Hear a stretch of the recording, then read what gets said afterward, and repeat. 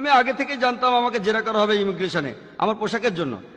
আমি mentally prepared ছিলাম। তারা বললো কেন এসেছে, বললাম অ্যাওয়ার্ড নিতে। কিসের জন্য অ্যাওয়ার্ড? তুমি কোনো চ্যারিটেবল অর্গানাইজেশনে কাজ করো, কি অ্যাওয়ার্ড পাবে তুমি? বললাম মানুষকে সেবা করার। যীশু খ্রিস্ট বলেছেন সত্য কথা বলো আর সত্যই তোমাকে মুক্তি দেবে। আমিও সত্য কথা বলি, এজন্য আমি অ্যাওয়ার্ড পাচ্ছি। আর তারপর আমরা অনেক কথাবার্তা বললাম। এরপর আমি কাস্টমসে গেলাম আর ইচ্ছে করেই বললাম আমি একটা ইসলামিক কনফারেন্সে এসেছি। ইসলামিক কনফারেন্স চেক করো। তারা আমার ব্যাগ খুললো।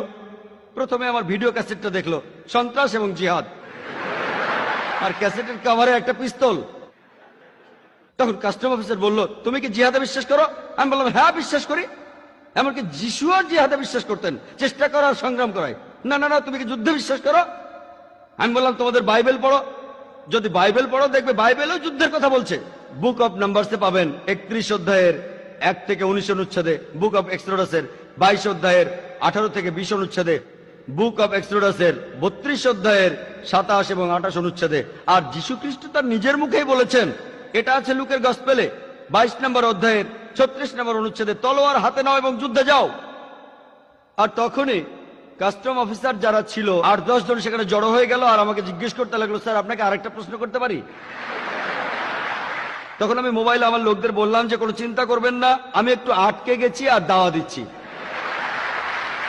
আমি অনেক জায়গায় ভ্রমণ করেছি মাশাআল্লাহ, অস্ট্রেলিয়া, ইংল্যান্ডে, যে বিভিন্ন জায়গায় গিয়েছি। আল্লাহর দয়ায় জিজ্ঞাসাবাদ ছাড়া তেমন কোনো সমস্যায় পড়িনি। আমি জানি আমার অনেক কলিগকে আটক করা হয়েছে। আমি কলিগ বলতে বিভিন্ন বক্তাদের বোঝাচ্ছি, এখানে বোম্বের বক্তাদের বোঝাচ্ছি না, আমি আন্তর্জাতিক বক্তাদের বোঝাচ্ছি যারা বিভিন্ন জায়গায় ঘুরে বেড়ান। তাদের আটক করা হয়েছে, নির্বাসন দেওয়া হয়েছে। আল্লাহর দয়ায় এখন পর্যন্ত আমাকে আটক করা হয়নি, নির্বাসনও দেওয়া হয়। বেশি হলে আধ ঘন্টার একটা দাওয়া। ব্যাপারটা এইভাবে দেখি, যখনই আমি দাওয়ার সুযোগ পাবো আমি সুযোগটা নেব। তবে আমি তখন সেখানে ধর্মগ্রন্থের উদ্ধৃতি দিই, আমি কোরআনের নিয়ম মেনে চলি। আর পবিত্র কোরআনের সূরা আল ইমরানের 64 নম্বর আয়াতে আছে, তাআলাম ইলা কালমাতিন সাওয়াইন বাইনা বাইনাকুম, এসো সেই কথায় যাহা আমাদের এবং তোমাদের মধ্যে একই। তাহলে আমরা যদি একই কথায় আসি আমাদের বেশিরভাগ সমস্যায় থাকবে না। আজকের এই আলোচনা অনুষ্ঠানটা আসলে হওয়ার কথা ছিল আরো 1 মাস আগে। আমি সে সময় লন্ডনে ছিলাম, তাই অনুষ্ঠানটা দেরিতে হচ্ছে। আর লন্ডনে যখন আমি পৌঁছালাম আগস্টের 10 তারিখে হিথ্রো এয়ারপোর্টে, তখন আমার স্ত্রীর কাছ থেকে ফোন আসলো, আপনি এখন কোথায়? আমি বললাম কেন? আপনি এখন এয়ারপোর্টে কেন, কি হয়েছে? আমি বললাম কিছুই হয়নি এখানে। আসলে তখন 21 জন মুসলমানকে অ্যারেস্ট করা হয়েছিল, তারা নাকি কোথায় বোমা মারতে যাচ্ছিল। তবে আলহামদুলিল্লাহ আমার সাথে আমার নিজের ক্যামেরা ক্রু ছিল সবাই মুসলমান, তাদের সবারই টুপি দাড়ি। আল্লাহর দয়ায় আমরা ভালোভাবে পার হয়ে গেলাম। আমি সেখানে লেকচার দিলাম বার্মিংহামে, ভালোই সাড়া পেলাম। পরের দিন মাঝে মধ্যে আমরা বাইরে শুটিং করতাম, তাই পরের দিন আমরা একটা ইহুদি কবরস্থানে গেলাম, সেখানে শুটিং করলাম। শুটিং মানে গুলি করা না, রেকর্ডিং করা।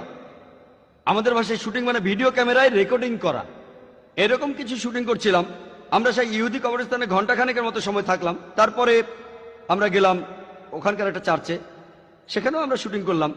তারপর খাওয়া দাওয়া করলাম, বিকেলের দিকে হোটেলে ফিরে এলাম। সেখানে এসে জানলাম যে বার্মিংহামের পুলিশ তারা আমাদের খুঁজে বেড়াচ্ছে। সম্ভবত কোনো পথচারী অভিযোগ করেছিল তারা খুঁজে বেড়াচ্ছে 7-8 জন সন্ত্রাসীকে, মাথায় টুপি মুখে দাড়ি। এই লোকগুলো কারা? আমাদের গাড়ির নাম্বার তারা জানে, এটাও জানে গাড়িটার রং সবুজ। তারা কি করলো, ইন্স্যুরেন্স কোম্পানিতে ফোন করলো আর বের করার চেষ্টা করলো আমরা কোথায় আছি। তারা খুঁজে বের করলো হোটেল, এই হোটেলটা। ভাগ্যক্রমে যখন জিজ্ঞাসাবাদ চলছে সেই সময় এক লোক নাস্তা করছিল, তার সাথে পুলিশের কথা হলো। আর সেই লোকটা ছিল খুবই বিখ্যাত একজন মুসলিম পলিটিশিয়ান। তিনি সেই পুলিশ স্টেশনের যে চিফ তার সাথে কথা বললেন যে আপনি এই সন্ত্রাসীদের খুঁজে বেড়াচ্ছেন, আপনি কি উল্টাপাল্টা বলছেন? আপনার খেয়াল আছে 2 মাস আগে আপনাকে একটা ডিভিডি দিয়েছিলাম, ডাক্তার জাকির নায়কের ডিভিডি। চিফ বলল হ্যাঁ ইনি তো সেই লোক। ও সেই লোক, প্রবলেম সলভ।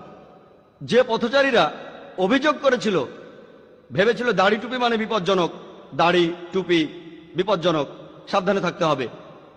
কিন্তু আবারও আল্লাহর সাহায্য, খোদার সাহায্য, আর আমিও ফিরে এসেছি, না হলে আপনারা আমাকে এখানে দেখতে পেতেন না। আমাদের মুসলমানদের ভয় না পেয়ে সত্যি কথা বলা উচিত, তবে জ্ঞানের সাথে। আমাদের সতর্ক হতে হবে। আল্লাহ পবিত্র কোরআনে সূরা নাহলের 125 নম্বর আয়াতে বলেছেন যে উদু ইলা সাবিলি রাব্বিকা বিল হিকমা ওয়াল মুআযাতিল হাসানা ওয়াজাদিলুম বিল্লাতি আহসান, তুমি মানুষকে তোমার প্রতিপালকের পথে আহ্বান করে হিকমত ও সদুপদেশ দ্বারা, এবং উহাদের সহিত তর্ক করো, যুক্তি দেখাও, যাহা সবচেয়ে উত্তম ও গ্রহণযোগ্য। যখন কথা বলবেন হিকমা দিয়ে কথা বলবেন। পুরো ব্যাপারটা দেখে আমরা এখন বুঝতে পারি যে সন্ত্রাস কাদের একচেটিয়া সম্পত্তি? আর আমার মতে সন্ত্রাস হলো পলিটিশিয়ানদের একচেটিয়া সম্পত্তি। আমি যতটুকু বুঝি আর যতটুকু জানি, সন্ত্রাস হলো পলিটিশিয়ানদের সম্পত্তি, যে জায়গারই হোক। এই পলিটিশিয়ান হতে পারে আমেরিকার, ইংল্যান্ড বা ইন্ডিয়া। এটা এখন পলিটিশিয়ানদের সম্পত্তি। আমাদের আগে বুঝতে হবে এইসব সন্ত্রাসের পেছনে কারণটা কি। আমরা যদি সন্ত্রাস বন্ধ করতে চাই, প্রথমে এর পেছনের কারণটা খুঁজে বের করতে হবে। আমি একজন ডাক্তার, আমরা লক্ষণ দেখে চিকিৎসা করি না, আমরা অসুখ হওয়ার পর কারণটা খুঁজে বের করার চেষ্টা করি, তারপর জীবাণু মারি। এটা চিকিৎসার নিয়ম। সন্ত্রাসের পেছনে কারণটা কি? বিজ্ঞরা বলেন সন্ত্রাসের পেছনে কারণ হলো অন্যায়, অবিচার। যখন একদল মানুষের উপর অবিচার করা হয়, যখন একদল মানুষের উপর অন্যায় করা হয়, তারা প্রতিশোধ নিতে চায়, প্রতিশোধ নিতে চায়। আর এটাই হলো একমাত্র কারণ, সন্ত্রাসের কারণ। আর আমরাও দেখতে পাবো যে হোক সেটা 9/11 সেই টুইন টাওয়ারের দুর্ঘটনা নিউ ইয়র্কে, হোক সেটা 7 জুলাইয়ের লন্ডনে সেই বোমা বিস্ফোরণ, অথবা 93 বোম্বের সেই সিরিয়াল বোম ব্লাস্ট, অথবা 11 জুলাইয়ের সেই বিস্ফোরণ, অথবা হোক সেটা নিরীহ মানুষকে হত্যা করা আফগানিস্তানে, ইরাকে, গুজরাটে আর বসনিয়ায়, হোক সেটা প্যালেস্টাইনে, লেবাননে, দেখতে পাবো এইসবের পেছনে কলকাঠি নাড়ছে সেই পলিটিশিয়ানরা। যখন লন্ডনে ছিলাম তখন আমি ভাবছিলাম কেন এই 21 জন মুসলিমকে অ্যারেস্ট করা হয়েছে। সরকার বলল তারা নাকি কয়েক মাস ধরে এদের উপর নজর রাখছিল। কিছু লোকের সাথে আমার কথা হয়েছে যারা এই লোকগুলোকে ভালোভাবে চিনত, তারা বলছে অসম্ভব, তারা কখনোই এমন ছিল না। তখন দেখা গেল লোকজন অপেক্ষা করছে কখন এই খবরটা তারা জানতে পারবে। সেই সময় ইসরায়েল লেবাননে আক্রমণ করছিল, হাজার হাজার মানুষ মারা যাচ্ছে, ইংল্যান্ডে এটা নিয়ে বিক্ষোভ হচ্ছিল। তখন মনোযোগটা ঘুরিয়ে দেওয়া হলো। 21 জন মুসলমান বোমা মারতে যাচ্ছিল, এয়ারলাইন্সে অ্যারেস্ট করা হলো, অনেক বড় খবর। তাই লোকজন ভুলে গেল লেবাননে হাজার হাজার মানুষ মারা যাচ্ছে। এই ঘটনা ইন্ডিয়াতে কার্গিল, পলিটিশিয়ানদের কোনো সমস্যা হচ্ছে, কার্গিলের কথা বলো, শত্রুর কথা বলো পাকিস্তান। মনোযোগ সরানো, পলিটিক্স, হোক সেটা আমেরিকায়, হোক ইংল্যান্ডে অথবা ইন্ডিয়ায়। আসল কারণটা হলো পলিটিশিয়ানরা।